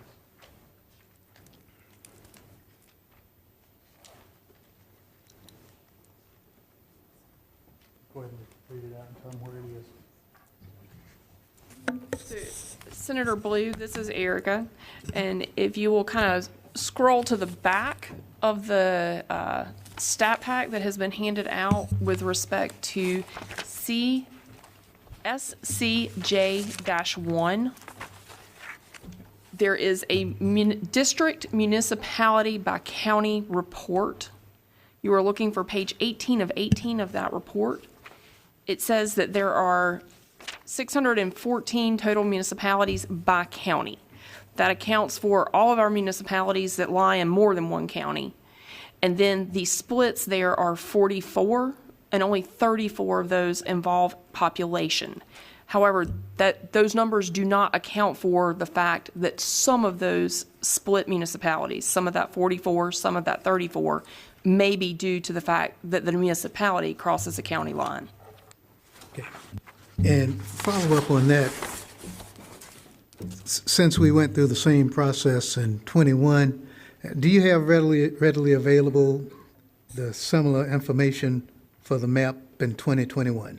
That is the map that was adopted using pretty much the same criteria that was subsequently struck down. Yes, sir, Mr. Chair and Senator Blue. If you'll give me a few seconds to pull that up online. Okay. If you want to move on, we'll make sure to get you that information as well. Okay, thanks. Now, and the same question relating to precincts of ETDs, whatever the terminology is, We're using, there's a substantial overlap on those terms now, but the split precincts in both maps too, and you can get that for me later as well. And so, and forgive sort of the craziness of some of my questions, but since I wasn't, and I don't think any of my members were involved in creating these maps, it's just basic Your members information. had the opportunity, staff and. Yeah. No, I'm somebody to talking create about the maps. ones Correct. before us. And you haven't filed them yet. You want me to have input in what your final maps look like? I'm open to any proposals. Okay, all right, thank you. But since we weren't,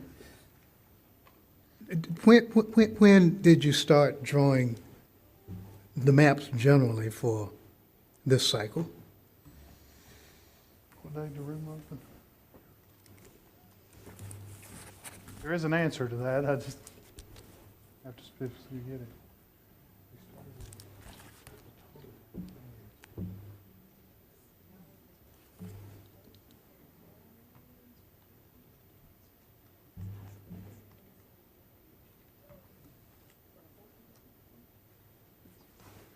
We do have logs for everyone in the room. So we do have logs that were kept by staff. When everyone comes in, we will get you the date and time that we began drawing. And the reason that I asked that question is it's tomorrow the 20th, tomorrow's the 20th, and under the state constitution, the question of residency requires that anybody who's running for the 2024 elections must live in the district that he or she is running in a year before the election. So you got, in effect, 2 weeks for people to make decisions as to whether or not they're running for these seats. In the past, there have been efforts, joint efforts, to have the court suspend this provision of the Constitution in all fairness to citizens of the state, to the county, especially since you're splitting them in different places. At this point, are you willing to join in an effort to extend that or have that filing period or at least constitutional requirement of residences period suspended for a specific amount of time? And maybe I'll speak to me and we can have further discussions on this. As it is a constitutional requirement as a legislature, I assume my only remedy for changing that would be a constitutional amendment, and I don't see us having a vote of the people prior to the filing of elections that's coming in. If the judicial branch somehow believes it has some other authority to suspend the Constitution, that would be a different consideration, but I would say that I, as a legislature, the only remedy I would have for that would be to propose a constitutional amendment. Yeah, courts routinely have the power to do that, especially if they're with consent of all the parties. But moving on to the other area that I thought was important to this inquiry, and Senator Marcus sort of alluded to it somewhat, but who other than full-time members of the General Assembly or our staff were consulted in the drawings of these maps? So on the Senate side, only members and full-time staff were involved, both pro tem staff and central staff. We have to list all the central staff that were involved, but Senator Daniels and myself were the only two legislators that were involved in the drawing, actual drawing of the maps. You use the word actual. Does that mean the basic concept of what the map would look like, were there external people involved? And the reason I asked this question is that somebody over in the House asked it, and they said that they had used some external person to help them do it.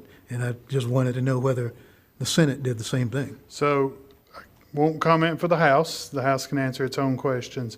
We did not have a special master or others involved in the drawing of these maps or consult outside the building. It was all internal. The I would probably have to add some, we have legal counsel, and we have conversations with legal counsel about the choices we've made and how that applies legally, but yes, we do have legal staff that's not here, but they were not drawers of the map. Let me ask you a couple of questions about Wake County, since I got a particular interest here, and the maps have been changed substantially from the maps in both the first and second drawings last time. For example, in the area that Senator Batch is now representing, she lives in Holly Springs.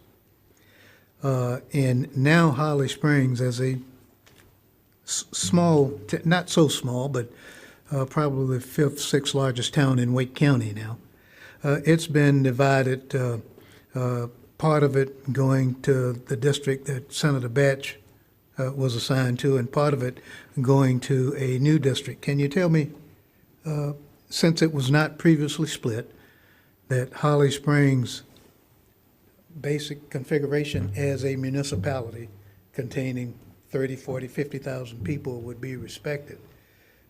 Can you tell me what changed from the last redistricting to this one that would make Holly Springs be subject to splitting when its municipal boundaries were important in observing in the last cycle?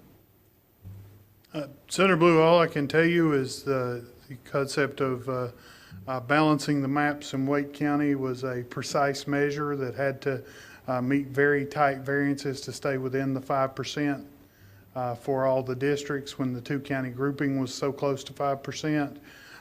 And the concept of making these districts as they are, this is how the process kind of came out, looking at all the criteria as they've changed since the others, since the last time we drew the map, and rebalancing those. These are the maps we've presented. Would be open to consider other changes if that's something you're proposing. Yep, but the population has stayed the same. The towns have stayed the same. We're still using 2020 census data. Yes, sir. And I'm just wondering, because the same thing happened in Apex. In fact, without going through them item for item, there are 12 municipalities in Wake County, and 9 of them were split, some of them multiple times. And I'm just wondering what drove the decision to do that. Since nothing else had changed, representation had pretty much remained the same with the senators in Wake County. And just what specific part of the criteria that you adopted would have caused that kind of radical change, especially in light of we had several districts in the last round of redistricting that didn't split any towns other than Raleigh and Cary, since it's almost 200,000 on its own, and I think split only 3 or 4 VTDs, and were able to hit those numbers where there's a 52-person margin in each of the 6 districts in this county. And I'm just wondering what changed to make that, the criteria force some different result. All I can say is this is a new draw of the two-county pot of Granville and Wake County that comes in with the different, similar but different criteria used as we've handed out for what the courts are, what we're considering for doing these. We have used those criteria, and this is the result. Okay. Just to finish that line of questioning, since I represented most of those towns, now that Garner is split, and I had all of Garner, Roseville, Wake Forest, and Zebulon I already have, but Wake Forest and Roseville will be split so that I get parts of them. And I think Knightdale has been split. And certainly Raleigh split many more ways than it was before, and I'm just wondering. Just a final question regarding these Wake County ones. The incumbent bunking is only present, I think, in two districts.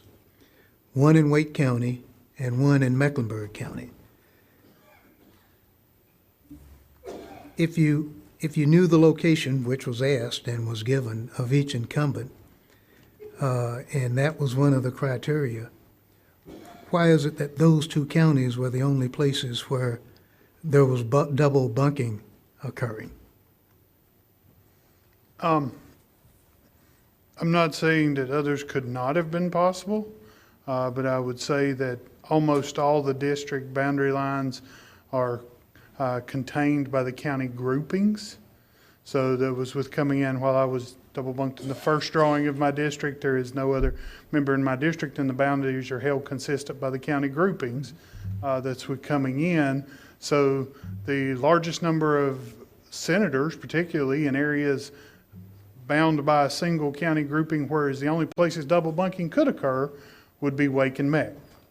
That's with coming in. So when you're trying to avoid those things in others, the prospects of those happening in those two largest counties are some of the only counties, not the only, but some of the only counties where that can occur. As a matter of fact, only the large counties that had multiple members could it occur in to begin with. That's what coming in. So why is it more likely to have occurred in those counties? Because that's the areas where it is possible under the redraw to occur.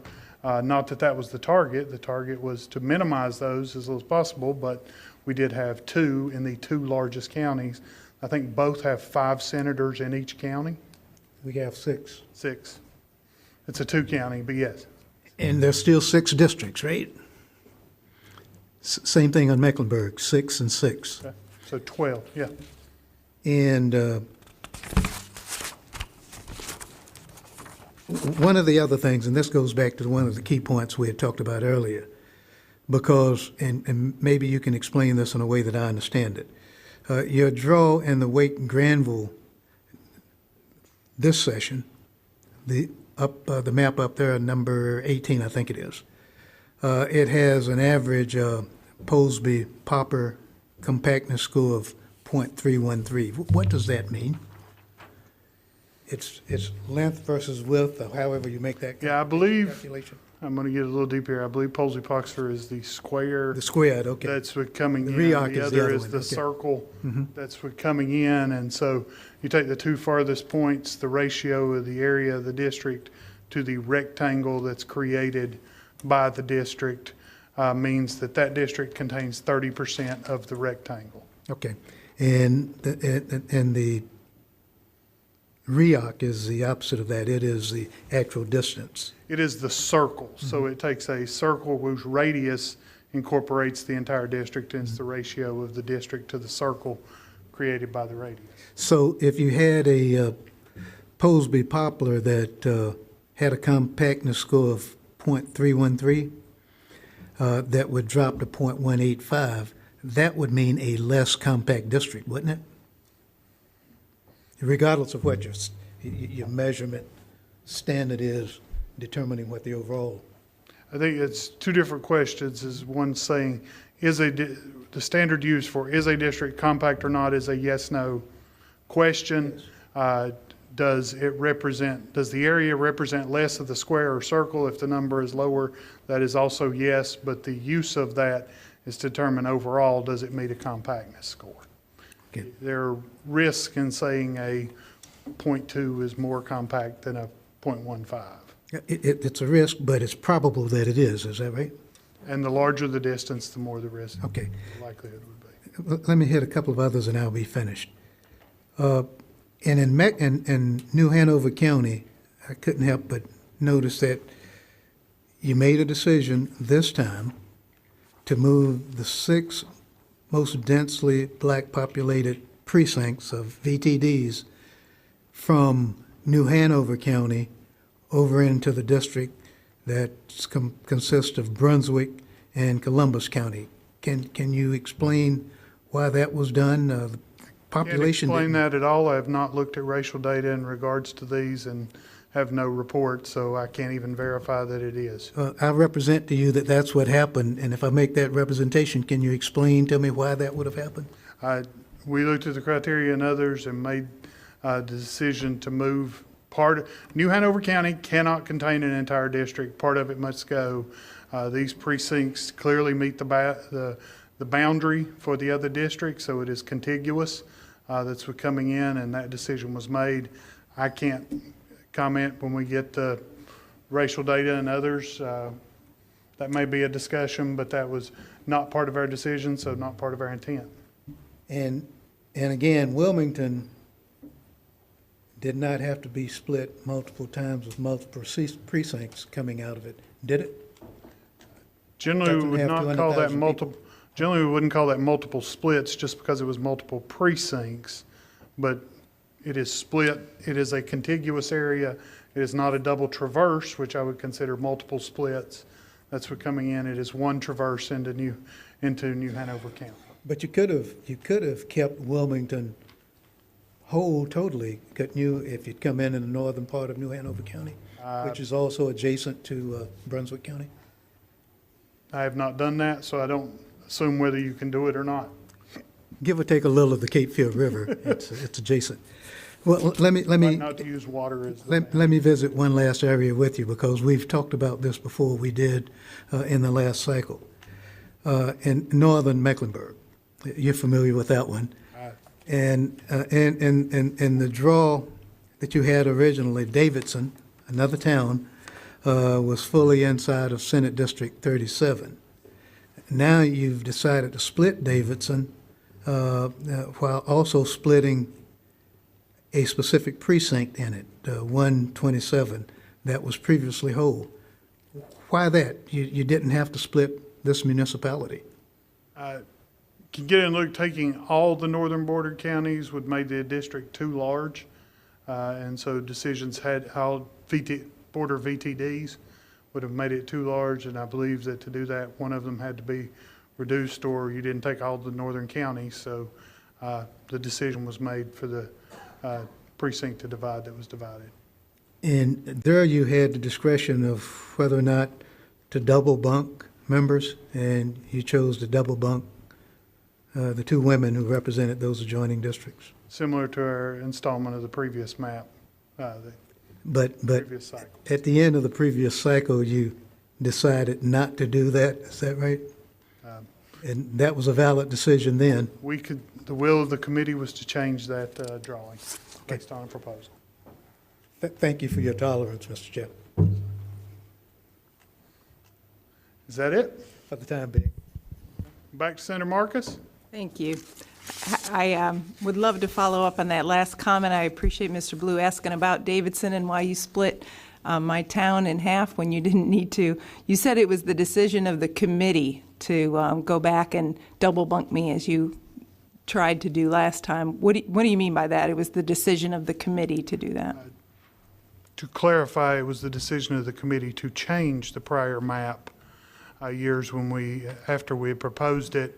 The committee voted on an amendment, accepted that amendment, and changed the map 2 years ago? Yep. Yeah, that's what coming in. Just to make sure you understand what I said. Okay. I'd like to ask about Mecklenburg as well. I think Senator Blue talked about what you did up there for my town of Davidson, so I'll leave that where he left it. But I'd like to talk about that southern Mecklenburg district, if it's possible I don't know who's controlling that screen, but it's kind of hard to see that southern Mecklenburg. Maybe that inset there in the corner would be helpful if we could zoom in on that. 42? The district I'm 42? interested in is, yes, 42, as you anticipate there in the southeast. That's one of the districts that changed a lot as well in Mecklenburg. It's a kind of a funny shape now. I think we could agree. And I am wondering, well, I'll just put it this way. Why did you decide to draw it that way? Why change it, and why this way? Senator Daniel.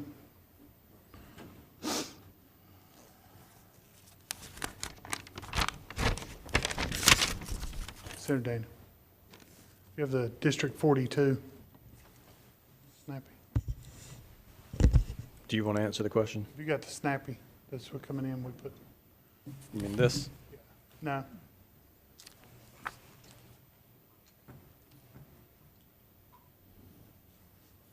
I have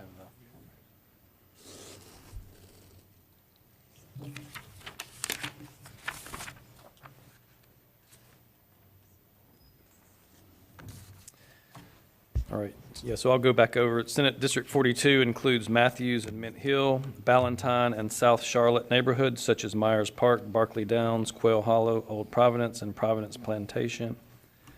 So that's Senate District 42. Currently, Senator Hunt lives in that district. Should I repeat my question? Or? So he explained what the municipalities were that were kept together by the creation of that district. Oh, you're saying certain municipalities needed to be kept together? Is that why you drew it this way? Those were the neighborhoods and communities that were kept together were the ones that I just read off. Okay. I guess I'm curious, focusing on that strange shape that it is. There's a point that goes way up into the middle of Charlotte there. I think it's precinct 018,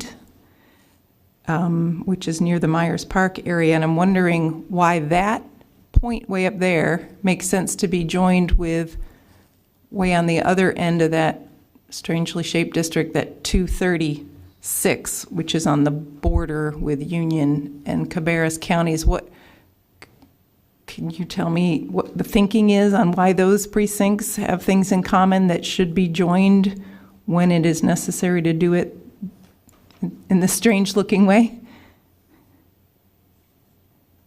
I think I would just reiterate what Senator Heiss said, is that the chairs drew them out this way based on the criteria we had before us, and that was the way we chose to draw it. Any particular criteria that explain that, and why, for example, you skipped over 72, which remains in yellow, and 11? There's some there in the middle that seem carved out so that we can get up to that tippy-top point there where the top of the orange is. Is there certain criteria that I'm not thinking of that make sense? That's not compactness at all. Is there some other reason? They're contiguous. They're contiguous, yes. So That's one of our criteria. So are the ones you skipped over there? Well, so just to add to that, Mr. Chair, so I think, obviously committee members are aware that political considerations are now allowed to be used as one of the criteria, and so, it might be that that criteria explains some of the changes in. Okay. And what about compactness scores? Are you aware of the difference in the compactness score from the current map compared to this map? We have instructed staff to get that to the committee for all of these. Okay. From what I've seen, I think it drops considerably in compactness. It's much less compact than it was. Does that change your thoughts at all on whether it makes sense to draw the district that way? I think, some of these criteria are interchangeable. You improve one, you decrease another, so. Okay. Is there a criteria that's improved by this version of Senate District 42? I'll let you do your own analysis. Other than, I guess you said the political ramifications, that's improved, but that's not necessarily a criteria. So I'm just wondering, when you refer to the criteria, the current map has the same population, so that's not improved, but this is less compact.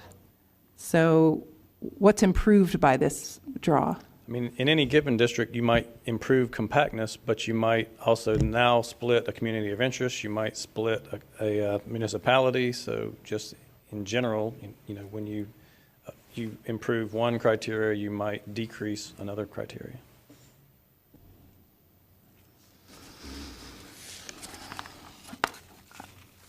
I'll leave it there.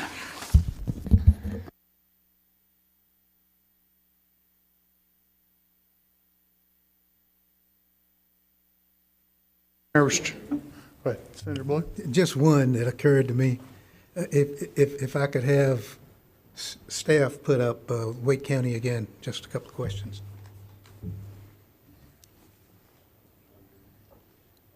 While they're trying to get that up again, I'll go ahead and clarify this because I'd started on it.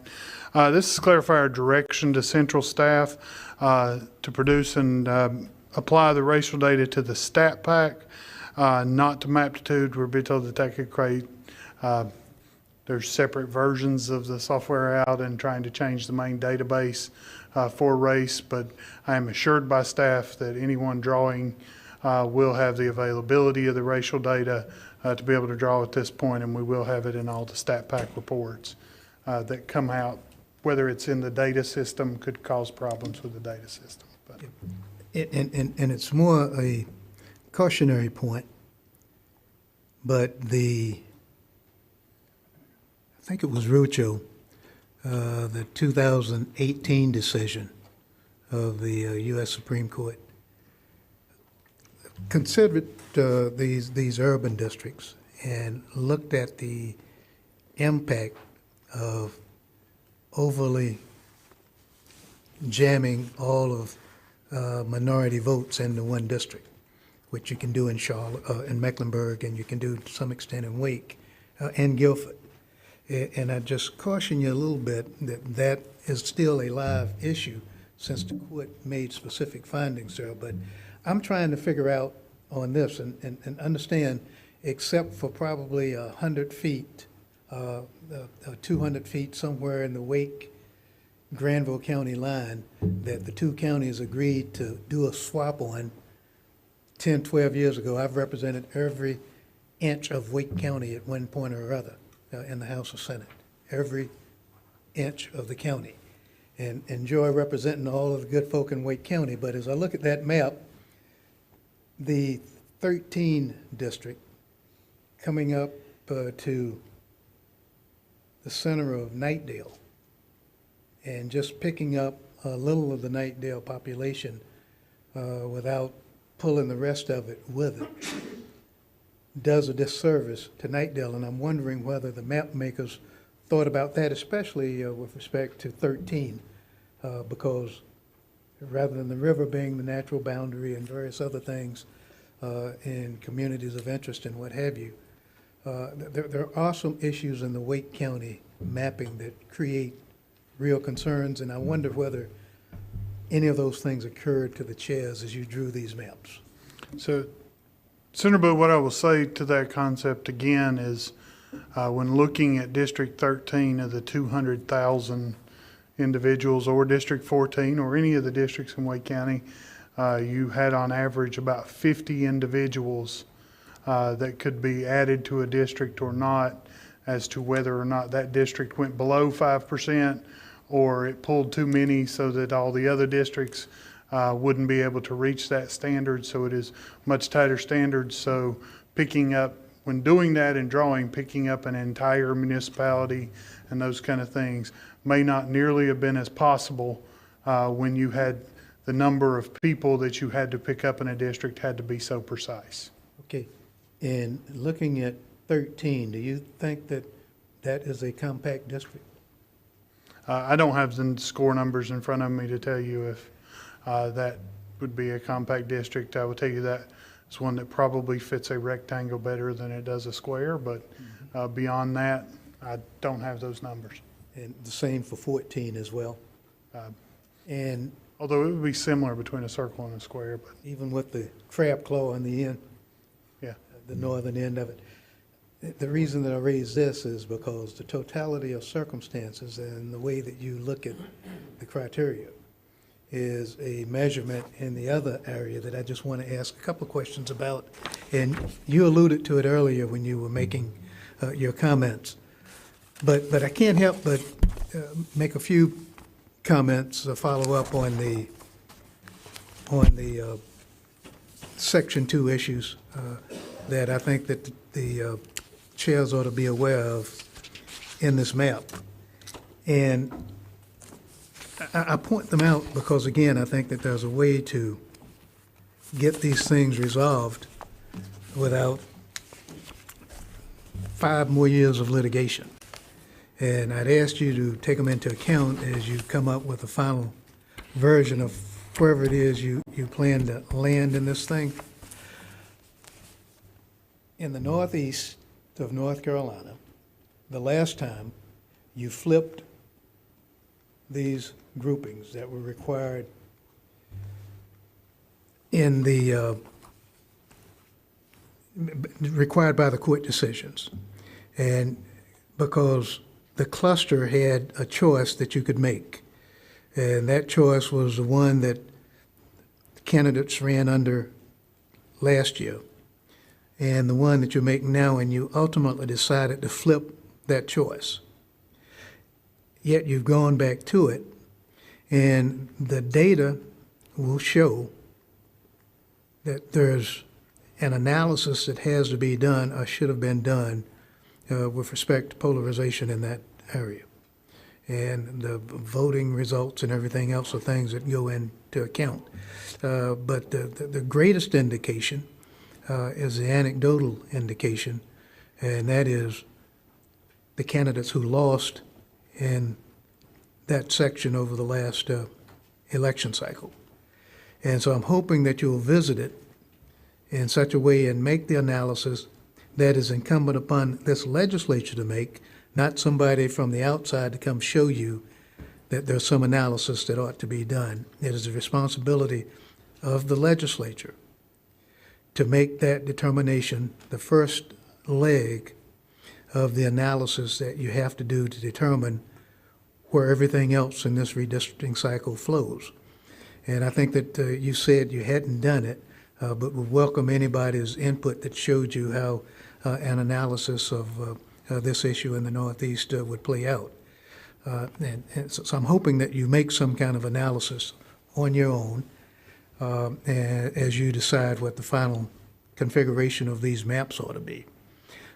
Because I think that it's important from the standpoint of where we are and what the jurisprudence in the state and this country is going to look like. Appreciate your comments. The point I'm making is that we have not done an additional analysis other than that was done in the court cases since the last redistricting concept, and further discussion allowed. I think the 22 election may very well give us all the conclusions we need about the performance of the previous district towards the type of district that was required to be performed there, and whether that still holds any meaning as to why we should have to do a different pod switch that's coming in. So kind of leave it at kind of that, and I'm sure we'll be back at it very soon. Yeah, what was that, a 2000 analysis? It would The have year 2000? It would have followed the 2020 census, so it was during the court case It was 2000. last year. Yeah. So that it was conducted by the experts in the 22 case. So, or 2020 case. So that's what's coming in. So, any other questions or comments? Again, I think anything else technical staff's aware of that I need? Mr. Chair, would you like me to answer the split municipality question? Senator Blue, we've gotten the numbers on the split municipalities across the three plans. So the plan that is before the committee today, SCJ-1, again, has split municipalities of 44 and 34 of those involving population. Neither of those two numbers account for the fact that there are municipalities that are split by county lines. In 2021 plan, which was Session Law 2021-173, those numbers are 34 split municipalities with 12 involving population. Same thing, does not account for the fact that there are some municipalities split by county lines. The 22 plan adopted by the General Assembly, which was Session Law 2022-2, it is 33 split municipalities with 26 involving population. Anything else? I think we've got the directions to staff. I will let you know, we'll tell to everyone that staff, please make arrangements with staff in either room that you wish to draw for any amendments or others. We will look to consider those on Monday. And with that being said, we will have exhausted the agenda and the committee will stand adjourned.